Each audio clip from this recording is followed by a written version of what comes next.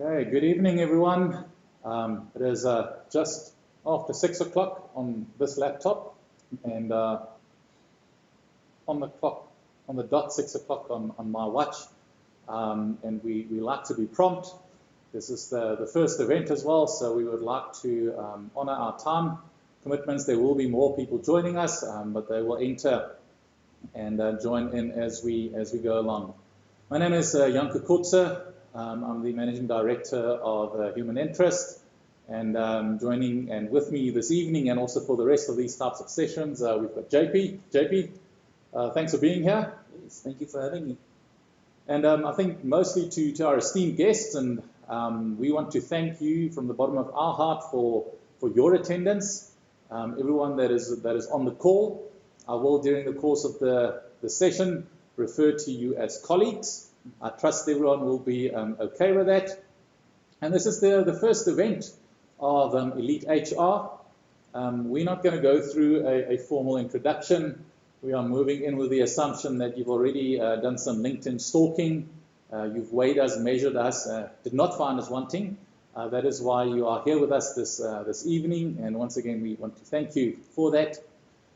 As I indicated and as we spoke about in the respective videos, this is the launch of EliteHR. EliteHR is a multi-tiered solution. The live Q&A, of which tonight is the first session, is the first component of this solution. We personally are really excited about what we've got planned. So you can wait in anticipation. I will be revealing a little bit more about some of the next steps towards the latter part of the session. And throughout the course of the rest of the year, early into 2022 also, you can expect to see the offering really and the solution just really growing. We'll be releasing it in different phases with the live Q&A, the first one of those. Someone asked the question, but why EliteHR? So as a firm, Human Interest, we are really passionate about the profession. I'm personally really passionate about just sharing experiences, and we felt that this is a great opportunity to create a platform where we can share some of our experiences. I've had the opportunity to work across the world with over 40 different organizations. I've seen the good, the bad, the ugly, and I think many times we attend some of these conferences and we walk out of there with a lot of theoretical knowledge, but sometimes the actual practical know-how, in my experience, is sometimes lacking, and that is what we want to address through this live Q&A, is really providing and responding to the questions that we've received, and we've received a number of questions. Thanks a lot for that. Over 20 odd questions submitted. We're not going to get to everything tonight, but as I said, this will be monthly sessions, so all those will be addressed going forward. And we're going to respond to a couple really in what we believe will be practical examples that when you leave here tonight, you're not left wondering, you're like, what do I do with that model? How do I apply that? No. We really want to provide pragmatic responses to your questions. We've had a great response so far, and tonight on this event, we have people from different industries across the country, literally from Cape Town to Carcamas. I'm not joking. So really a great group of people, a lot of students. There's a lot of academia joining us, emerging and junior HR professionals. We've got a couple of senior HR execs. So really excited and thankful for you to be here. We will have a dedicated Q&A at the end, but I really want to encourage you to make use of the chat functionality. The purpose of this is to stimulate thinking, stimulate ideas, and for you to ask questions. We've got some that we will respond to, but as we go through and as we respond to some of these questions, please don't hesitate to make use of the chat functionality to type in your questions. So I want to do, and maybe I should have done that before I went off on a bit of a tangent here. Let's just do a quick emoticon check, a sound check. So through the emoticon, if you can hear us loud and clear, just give me a little thumbs up so that we can see that it is working.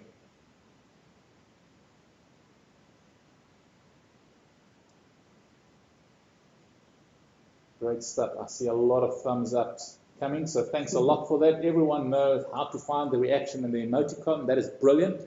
If you don't know after 2020, that's another conversation. We're part of the mastering series that we're launching together with another organization shortly.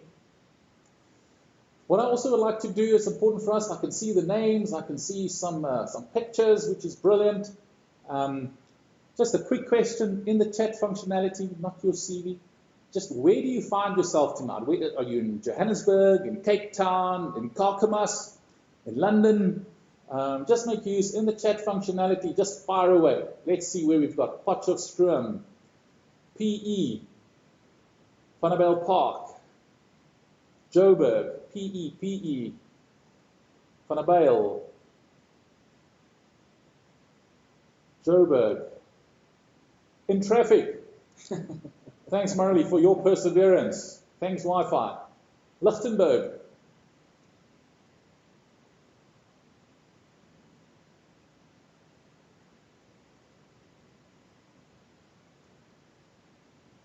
Wilmarie, I'm going to ask you to need to elaborate on that. McClear. Where is that? Just give me a bit of a geography lesson here. Or it was a typo. She was typing some message to someone else and it came through here. Where is McClear? Got someone from Kimberley? Victoria as well? Polokwane, up north. Brilliant. And as we fire away with where we're at, we see a... Oh, there we go. Close to Lesotho in the mountains. It does sound like I want to be there. Definitely the mountains is calling. Thanks for elaborating and giving us all a bit of a geography lesson, Wilmarie. Great, colleagues. Thanks a lot for your engagement. A simple question, and that's actually, and I'm quite sure that being the esteemed HR professionals, this is probably a tactic that you also started using during the course of last year, and it has really been found to be a good mechanism. So if you don't have this as part of your practice, start your meetings with a fun question. It can take 2-3 minutes.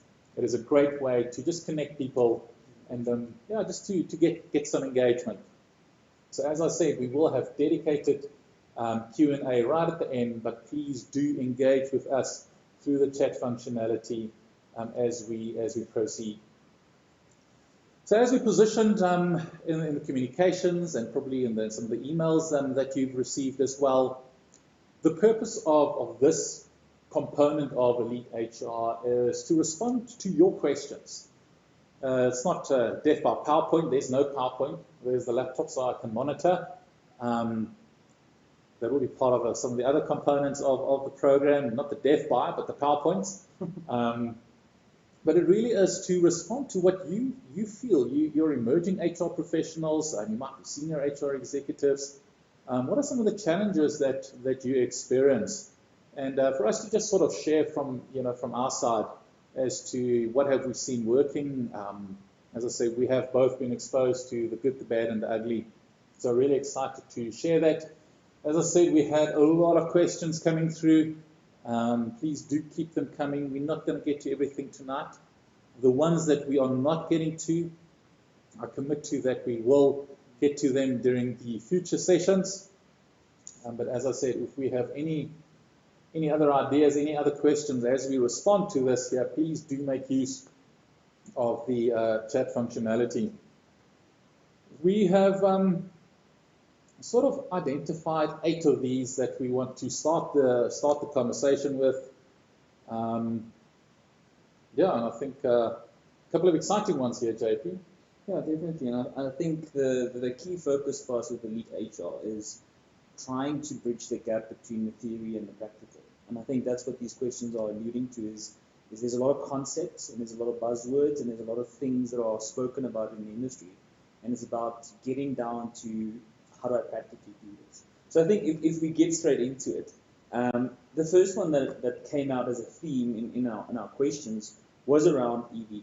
So employee value proposition, a lot of people are struggling of trying to create a meaningful employee experience with its mental health, purpose, or social responsibility. And the question is, how do we create that? How do we establish that employee promise or employee experience or EVP? And what does that practically look like? Mm.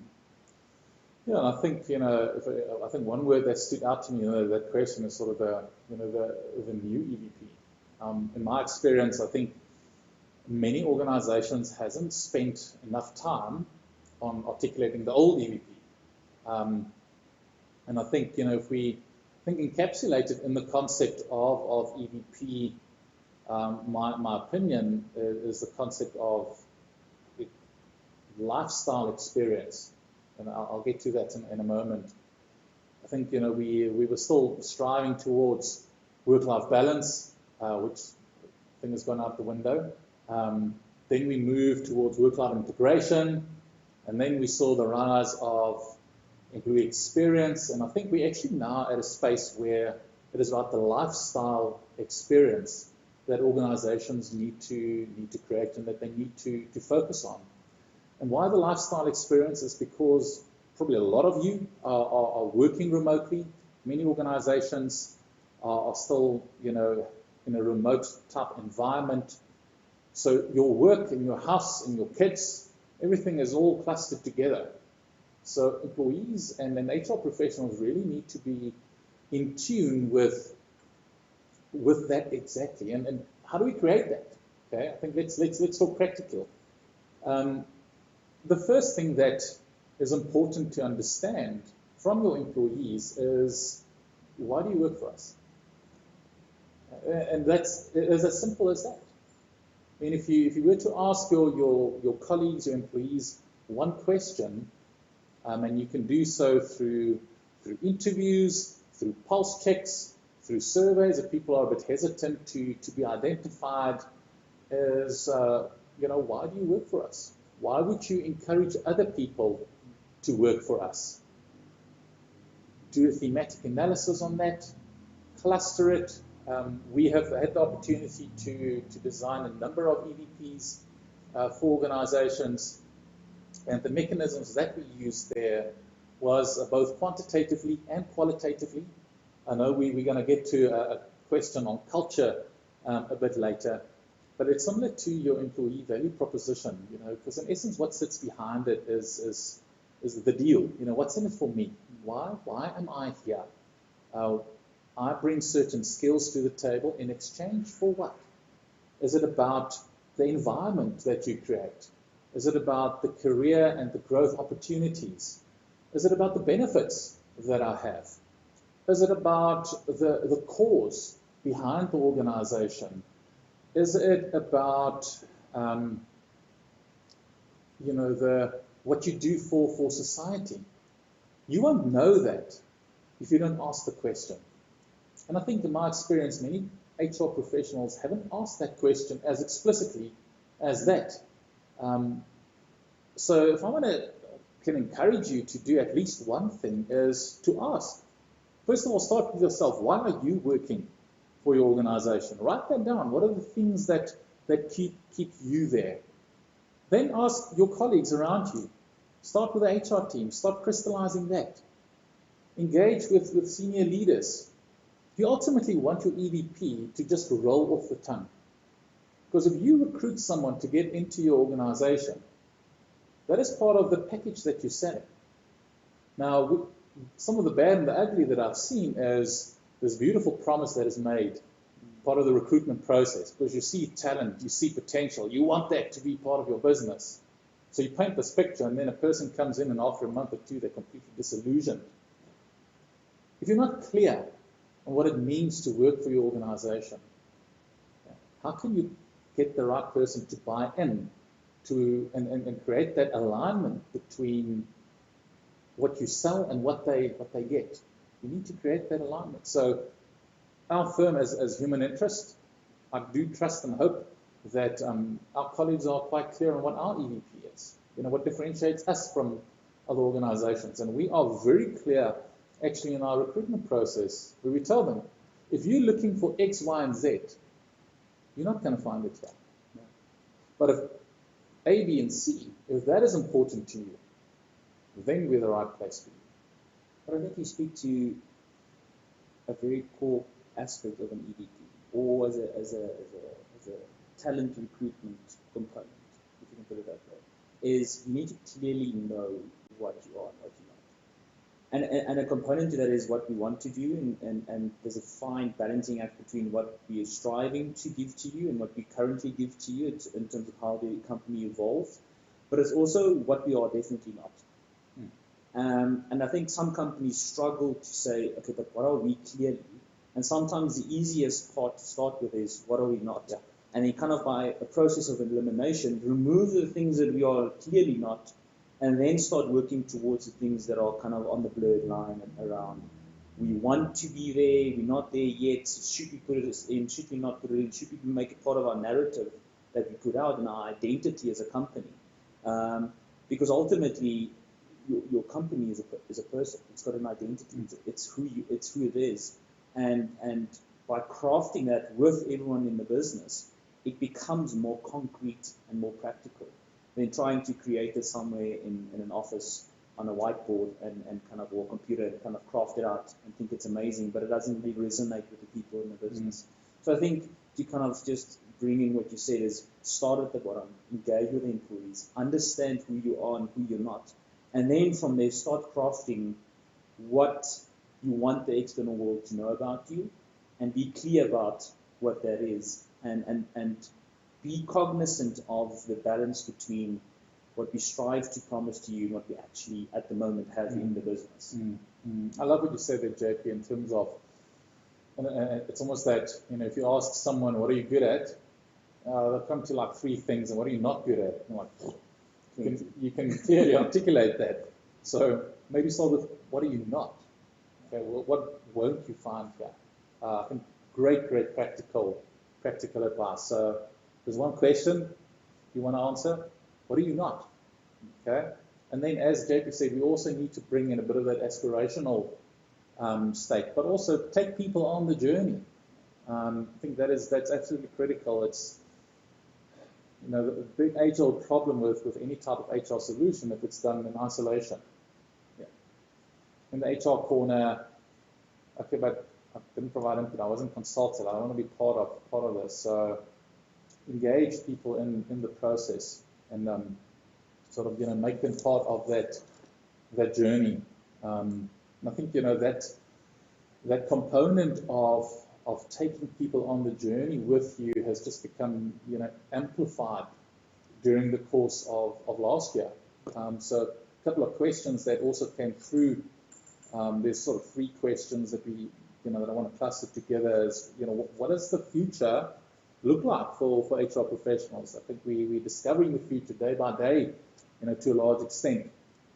So as an HR professional, what are some of the meaningful ways that you as an individual, that you can stay engaged, that you can stay motivated, that you can stay rejuvenated, and how does that actually then come into play? If you do all of those things, we want to understand a bit how we can stay motivated.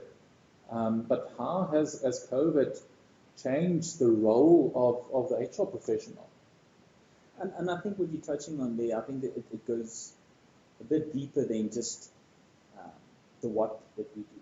I think COVID, there's normal trends that we see that are becoming evident over the last couple of years. Things like digitalizations, things like the social enterprise, things like diversity and inclusion. Those things are still going on, but I think COVID has been kind of like an acute accelerator in that space to certain of those things. And as an HR professional, things that we thought, it's still a while away, we can still wait, has actually been brought much closer.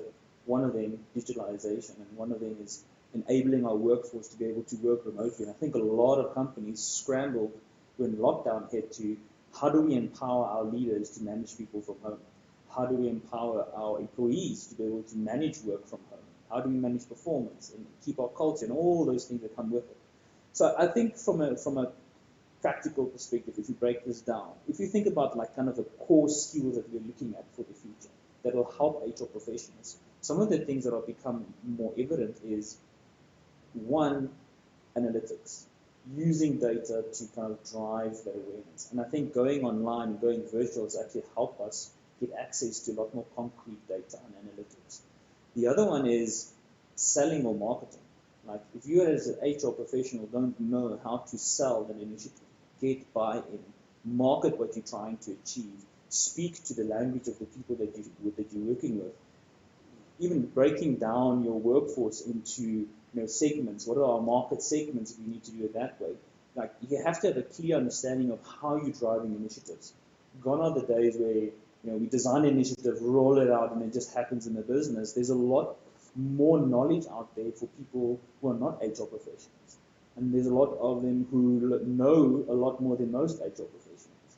And it's not just, trust me, I know what I'm talking about. It's actually getting buy-in, lobbying, building relationships. And I think that's some of the key skills. And if you want to go towards data analytics and build a base set, there's a lot of platforms like Udemy, Coursera, Degree, things like that where you can either free or low cost develop these skills that you need and kind of delve into that world. I think before you start thinking of developing any key skills that are like expensive courses, go and play with things like Udemy, go and play with online platforms where you can pay $100 or $50 and get access to these things and see what you enjoy. I think a key thing for us in HR professional to keep ourselves rejuvenated and energized is delving into the exciting stuff.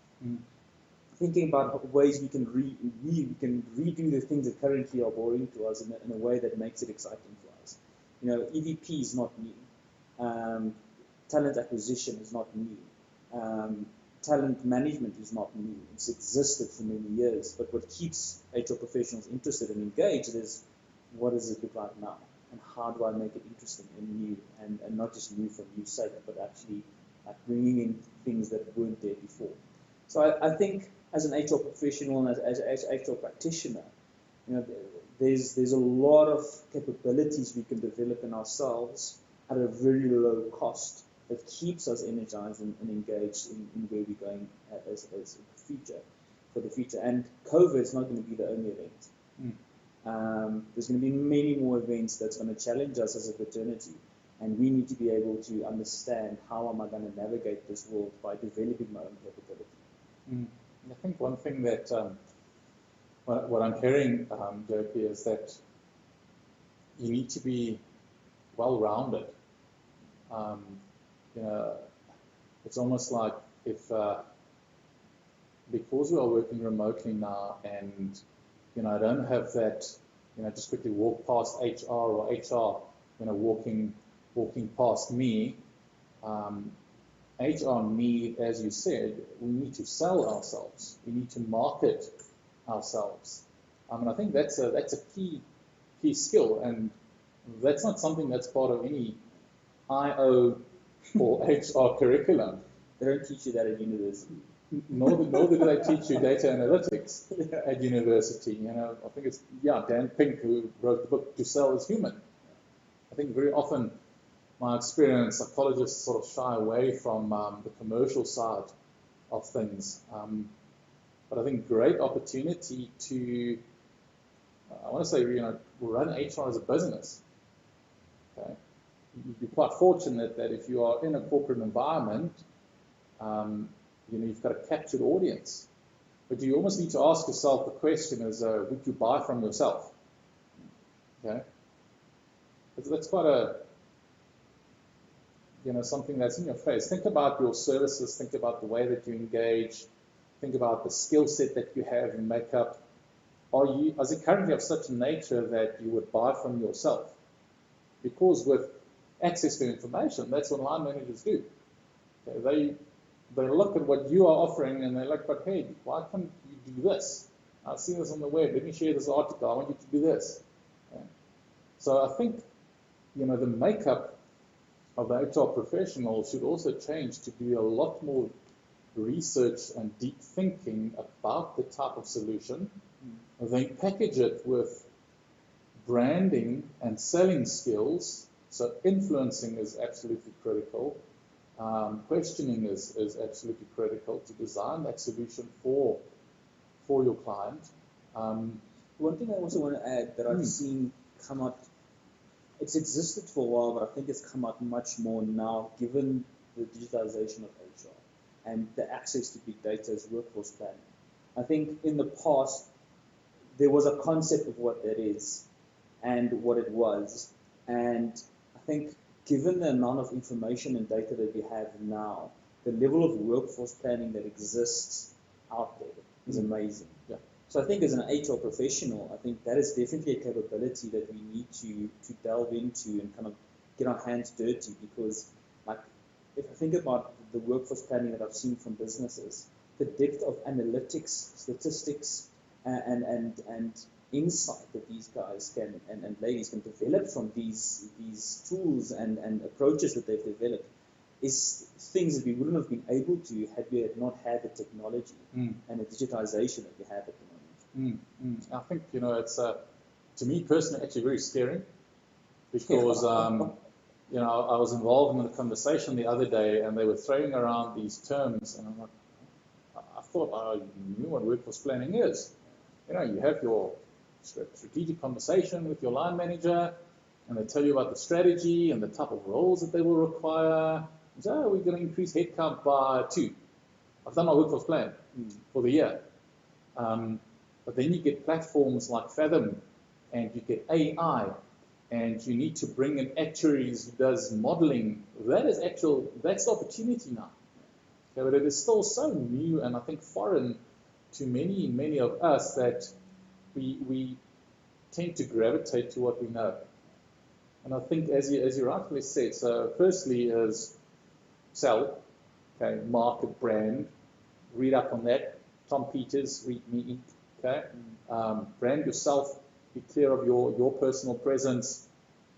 Ask yourself the question, would you buy from yourself? Data analytics. I was fortunate 2 odd weeks ago, attended a talk by the global head of data analytics for Nokia.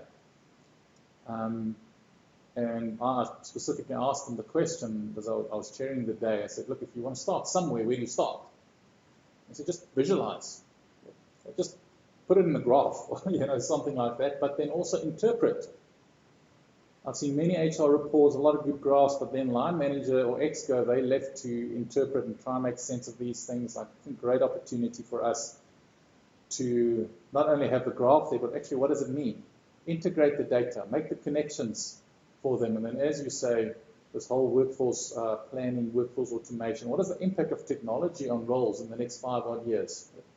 Platforms like Fathom have got the algorithms in there to tell you how will a certain job in a certain industry potentially look in 5 years' time, because that is the information we need to sort of upskill ourselves. And I think what you're touching on is, with all of that automation, with all of that workforce planning, with all of that analytics that we bring in, there's also the softer side of that we need to start thinking of. And like, how do we ensure that our employees feel safe at the workplace?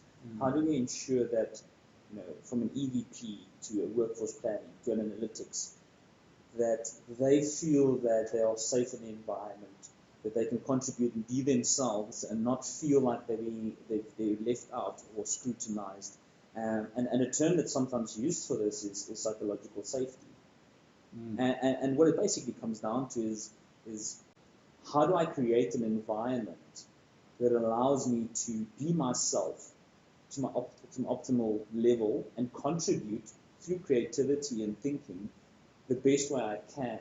And us as human capital professionals, how do we create and facilitate that environment and then allow psychological safety? So I think that's also one of the questions that came out is, how do we develop that? How much time do we have? Look, so incidentally, psychological safety is one of the practices of our elite team profile. And we've actually seen, based on the assessment that we do as part of the program, that the teams that have strong team dynamic are scoring high, or the top of the, higher percentiles on psychological safety, because there is that environment where I can be myself. I can try things. I can risk new things. I can voice my opinion. The teams that are struggling are the teams that don't have that. And we're always confronted with exactly this question. I think, great that it came through. Is how do you develop that? Where do you start? So I would say start with yourself. Now, this is one of those components, in my opinion, where you can lead by example. And what does it mean? Let's say we're in a meeting together. We are brainstorming, things around a problem and a solution. I'm the manager of the team. I need to show vulnerability. I need to be okay to show vulnerability. If I have an idea, I need to be comfortable to ask the question of my subordinates, tell me, why won't this work? What am I missing here? If returning from a meeting where I did a presentation to my superiors, I can turn to one of my subordinates and I can ask them, how did I do? Okay, so we start fostering feedback as well. Another great way in which you can do that is to just involve people. Earlier we spoke about involvement. If you involve someone in decision making, okay, that is a big component in creating that environment of trust. Because I'm part of the decision making process. There isn't a decision made and then it is just sort of driven down on me. So involve people in decision making specifically. Another key component is there has to be open two-way communication. I've shared an example now of where you can ask for feedback.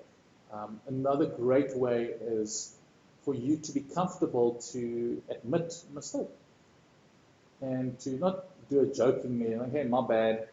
I say, guys, that was my mistake. I take full responsibility for that. You create a sense then that, look, it's okay. I think one of the great examples of that is the current CEO of Microsoft, Satya Nadella, who has turned Microsoft around based on the book by Carol Dweck. So Carol Dweck spoke about a fixed and a growth mindset. And a key component of a psychologically safe environment is a growth mindset.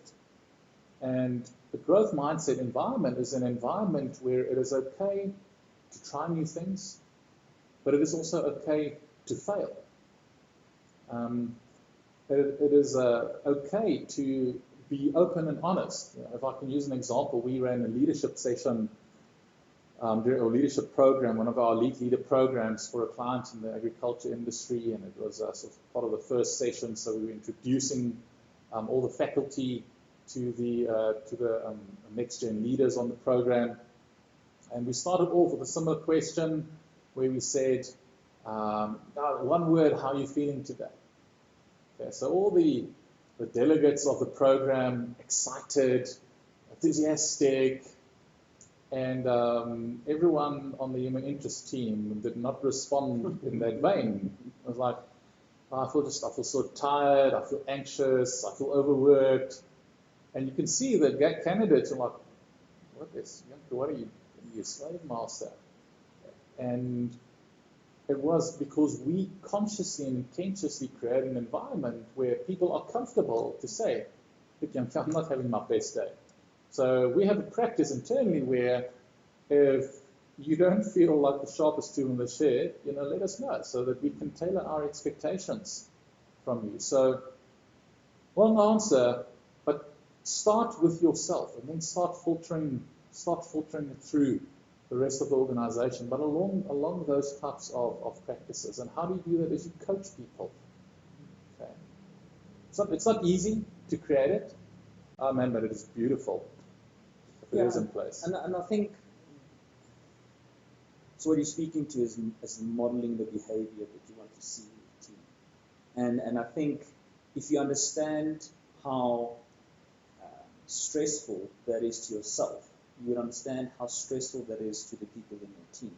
So if you have to now admit that you're wrong, imagine the emotions and the feelings if you always want to be the person that's right. And what that brings up in you. And then imagine that the expectation from your team is, tell me when you don't have something going, or you're not at your peak at the moment, or you're struggling, or you've made a mistake, and understand the anxiety or the fear that might exist in them. And then how do you then support them and create through repetition an environment where they understand and can predict the outcome. So it's fine if you every now and then say, no, but tell me if you have a problem, and then the next time you lash out and you go off on them. So I think a key component of psychological safety is consistency. Absolutely. And repetition, making sure that you have a consistent response to certain situations, that your team knows that I know how he's going to react or she's going to react when I go to them with that problem. Yeah, and I think I'm just sitting here thinking of another example that I want to share. It's also about how you, as a manager and as a leader, respond when something goes wrong. Okay. So first of all, own up. Okay. Be man and woman enough to admit your own mistakes. But then if someone in your team makes a mistake, how do you respond? That is actually almost more important. We had an incident where certain, let's say, information was, let's say the email went to the wrong person in the organization. And this was actually, a contentious person within this specific team. And we're like, oh man. First of all, that's bad that it happened, even worse that it happened there. So we had a choice, how we could lambaste the colleague and say, but look, be more careful, why don't you double check? I've been, unfortunately, been privy to such scrutiny at previous organizations. But we got together as a team. We acknowledged that it was a mistake. And then also we called the client and said, look, this happened. It is very unfortunate. We profusely apologize. This is how we suggest we rectify this, etc., etc. And because we were open, honest, transparent, there were no repercussions from a client's side. But if we again go in there and try blame shifting and this and that, if you're part of an organization or a team where there is blame shifting and finger pointing, on a scale of 0 to 10 on psychological safety, you're probably finding yourself in 0. Okay? That is a good indication. You don't have to do massive surveys to find out whether you've got a psychologically safe environment. If there's blame shifting and finger pointing, you don't have. Okay? So it's how you respond as well to that. And I think, as IOPs, we always talk about, the seat at the table. And I think, we're on the call. There's a lot of young aspiring IOPs. And we find ourselves in this position now where we are tasked with creating psychological safety. So I need to engage with more senior people. I need to provide and showcase the value, that an IOP adds to an organization. A lot of challenges, and I can, identify with that sort of earlier in my career. From your side, if you sort of that emerging IOP coming into the organization, having to engage with senior people, having to articulate the value of an IOP, what are some of the things, JP, that you found to assist you with that? And I think that is anyone who's had a stint in consulting knows the challenges around walking into the room and trying to help a client that has 30 years experience in their role.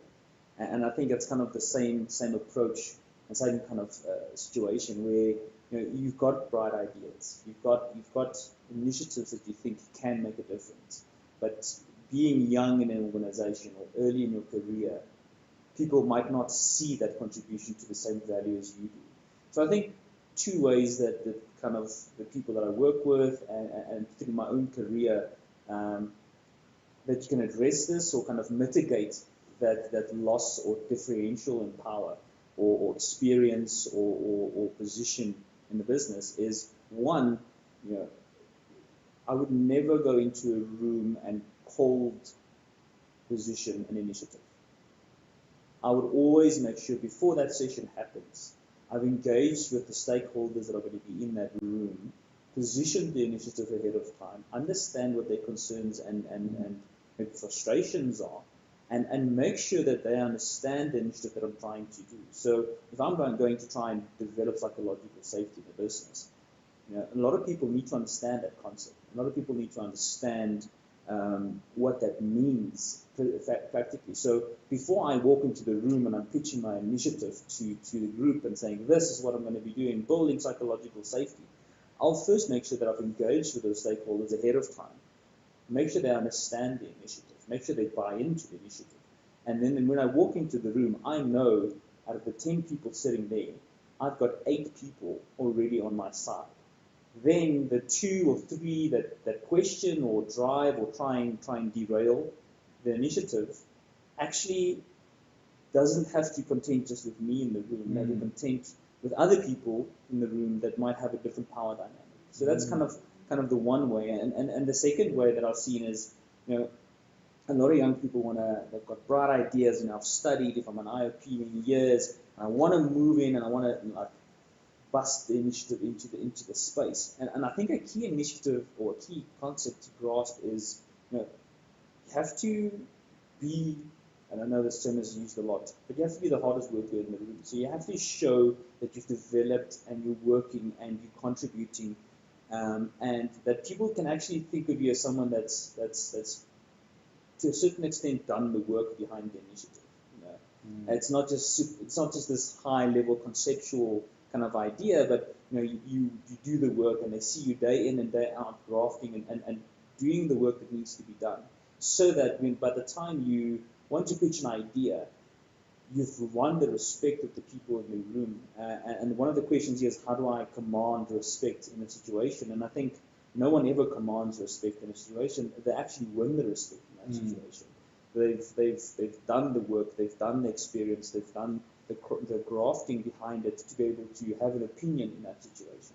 So I think a key thing there is, one, make sure you've lobbied and you've engaged and you've built the relationship necessary before you pitch the idea, so that the conversation in the room is not around the detail, but how do we actually run this, and what support do you need, not like questioning the detail. And then secondly, respect also comes from people seeing you do the work, seeing you put in the time, seeing you put in the effort.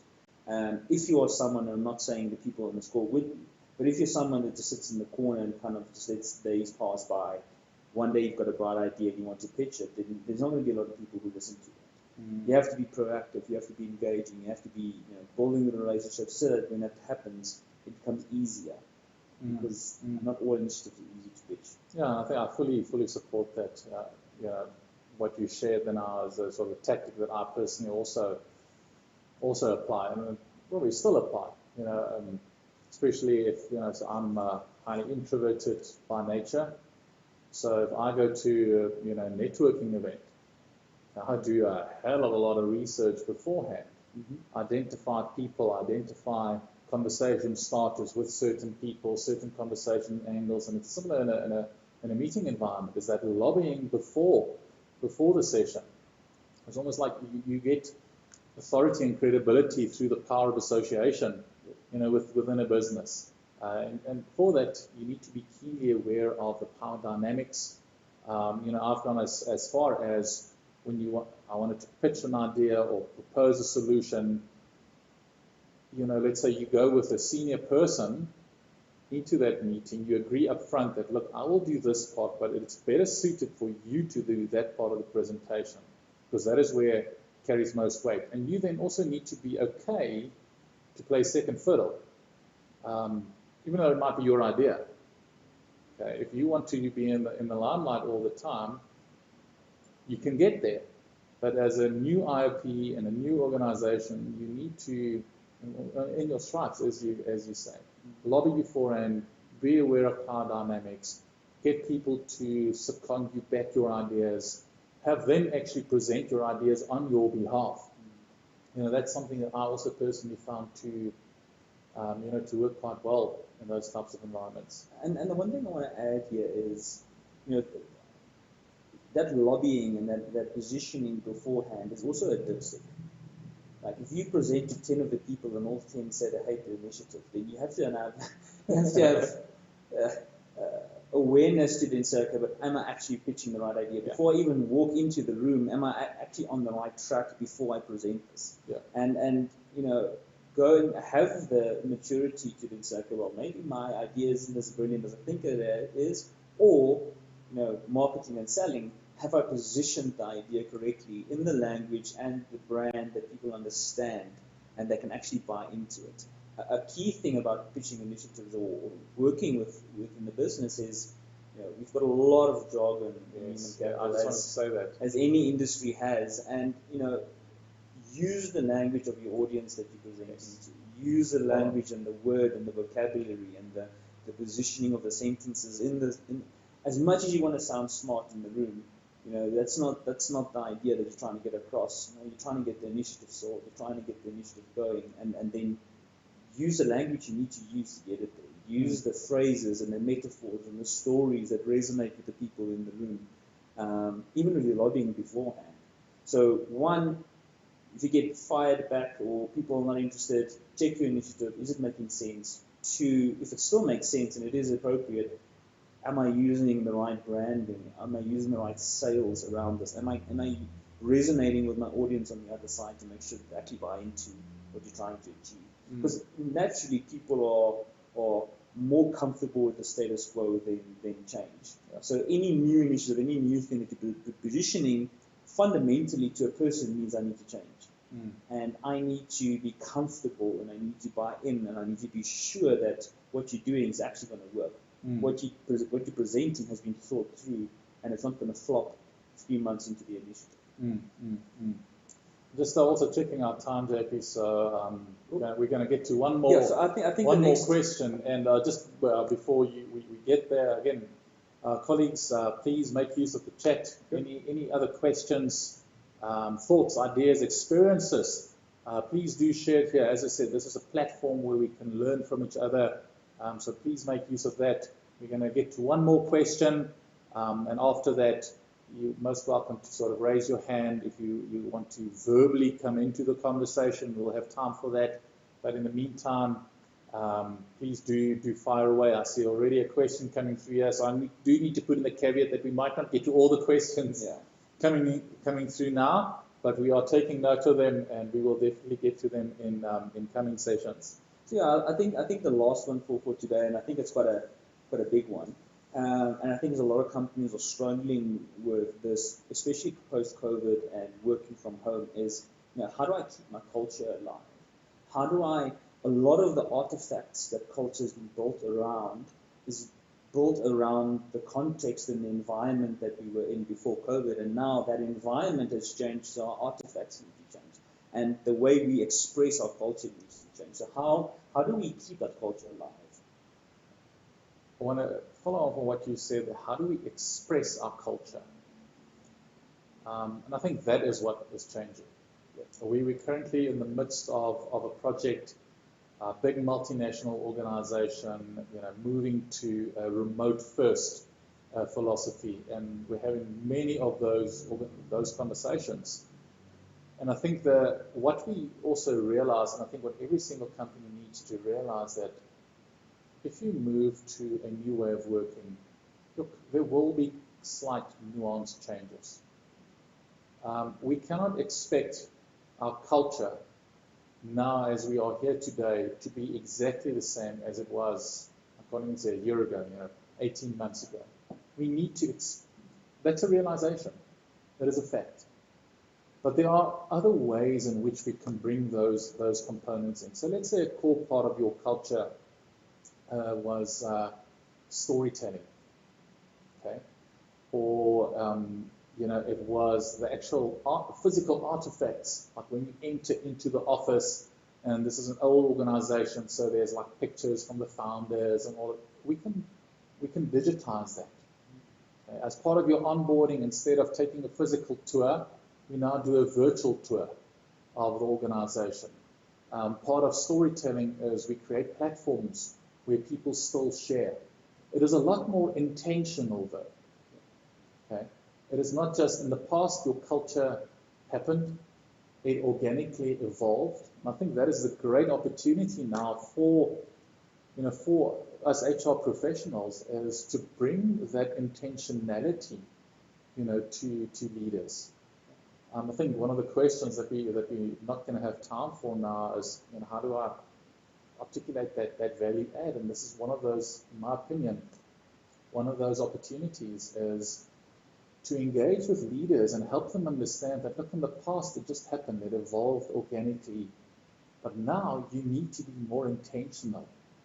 You need to, if you've got an introverted preference as a manager, you need to almost like schedule in your diary that, look, I need to call my people, I need to engage with them.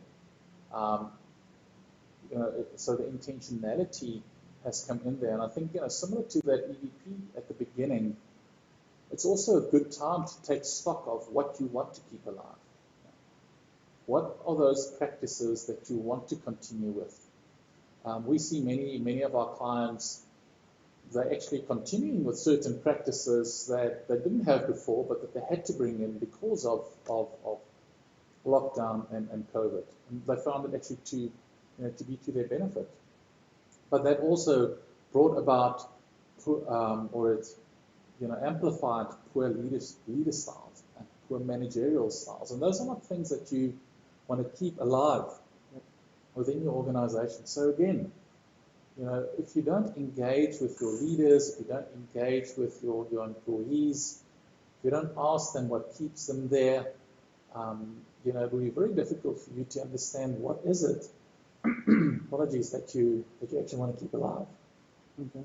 And I think a key component around that is I had this conversation with someone the other day, and the conversation was more around strategy, but it speaks to the point we're trying to make through culture as well as, when COVID hit and things were changing and happening fast, the question I was asked was, do I need to change my strategy?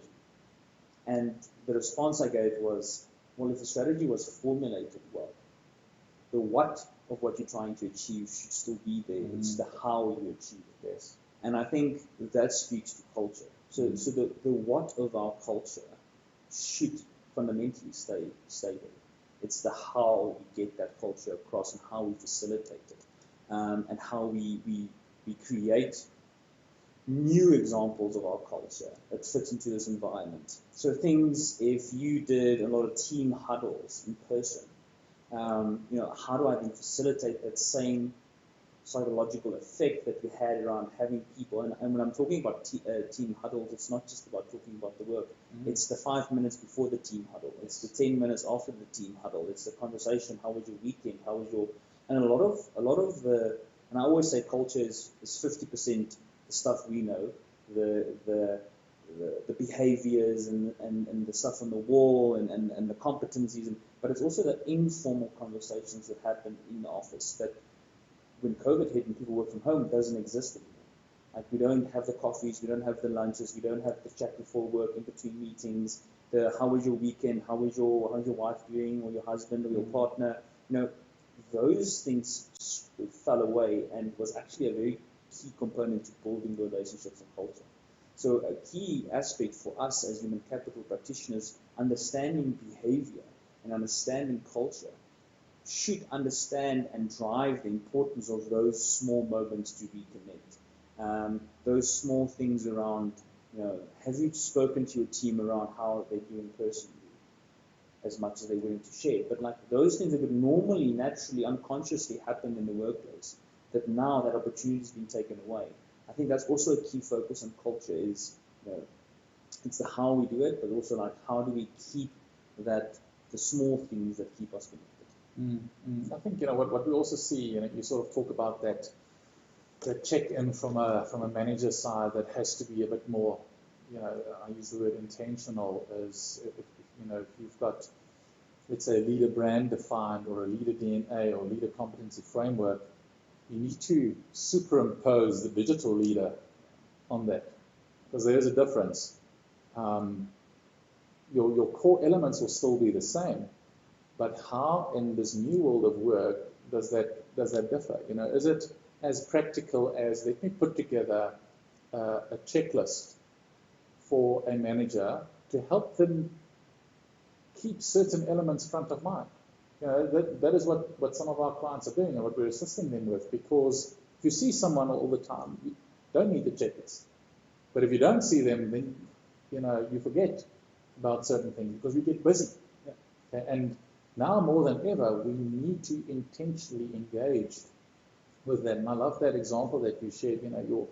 Your strategy won't change, but the how you execute it will change. Hence, I said that use the expression of culture. The expression of your culture will evolve ultimately, and you need to influence stakeholders to help them understand that this is the case. We cannot continue doing things like we did in the past. There's a different expectation. And the one thing I want to add at a very practical level is, I know there's a lot of articles out there around, look, the manager must schedule personal time with the team. And sometimes I think that's hard for people to try and do an unconscious thing consciously. It's like trying to think about breathing. Like it becomes labored. So you create these connect sessions or personal, how's it going with your family, and it kind of becomes labored in a way. So one of the key things that I implemented with my team, and I'm not saying it's the right way, but kind of as a practical example is, we have our Monday sessions, planning, everything that happens for the week. But on a Friday, we call it, or my team calls it a 3-2-1 session, where it's nothing work related, and we say, what are the 3 things that we did well this week, that we're proud of, that I'm super happy about. It doesn't have to be work related. What are the 2 things I think didn't go well, and what can I do about that? What is the one thing I'm grateful for? And it can be anything. It can be, I'm grateful that my family's healthy. I'm grateful that I've still got a job. And then the last one is, what support do I need from my team in this moment? And it doesn't have to be work related.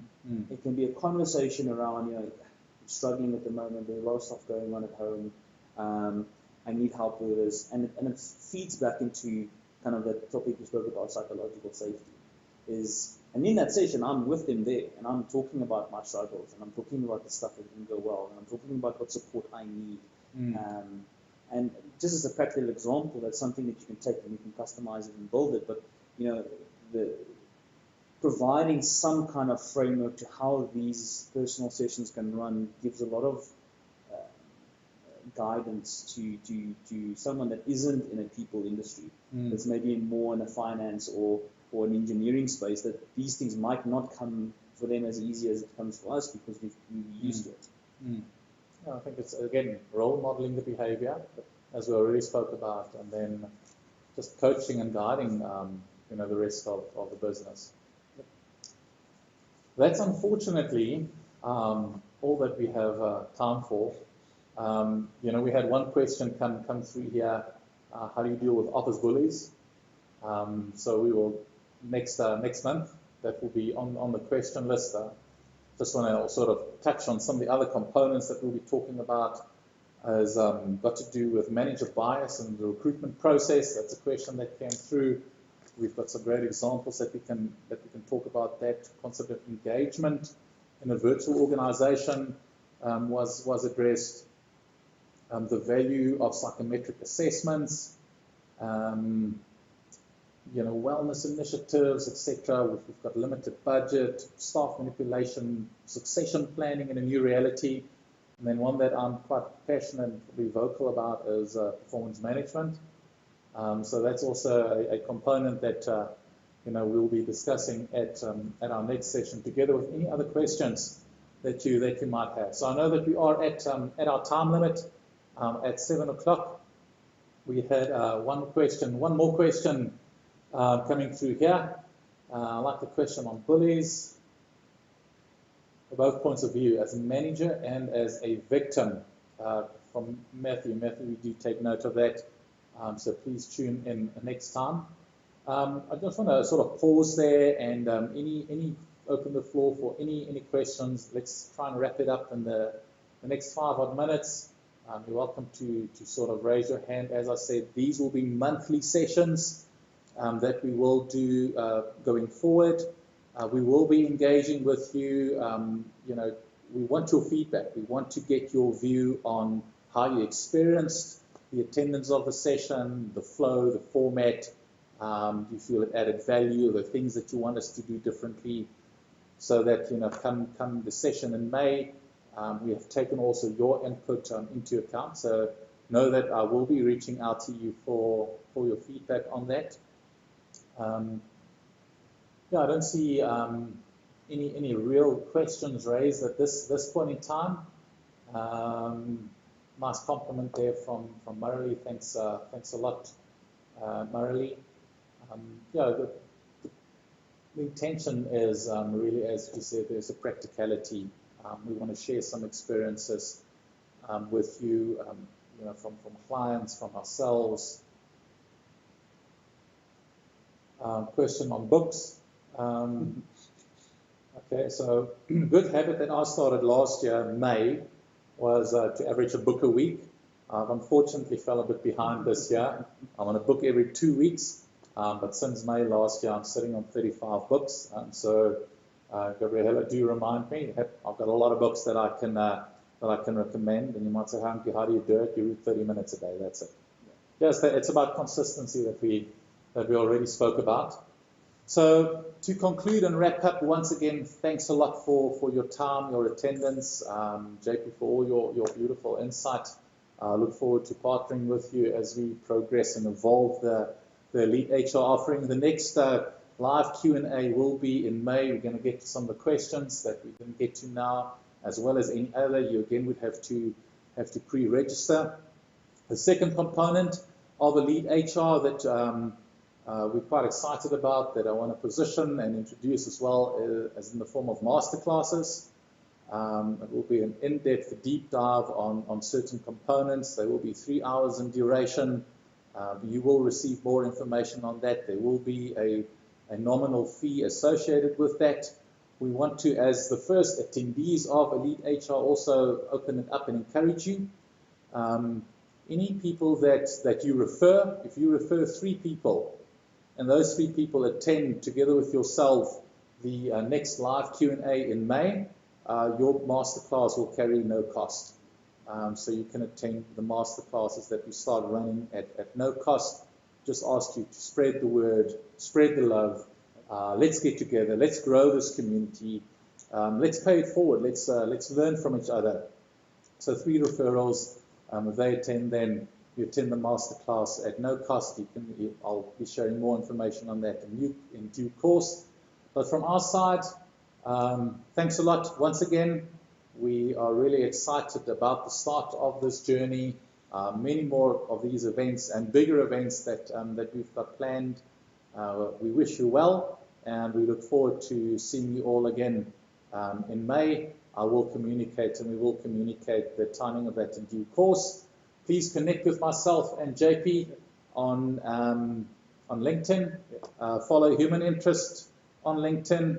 You can subscribe to the Human Interest YouTube channel as well. If you want to revisit this recording, you're most welcome to do so. And then we look forward to engaging again. Thanks a lot. Thank you.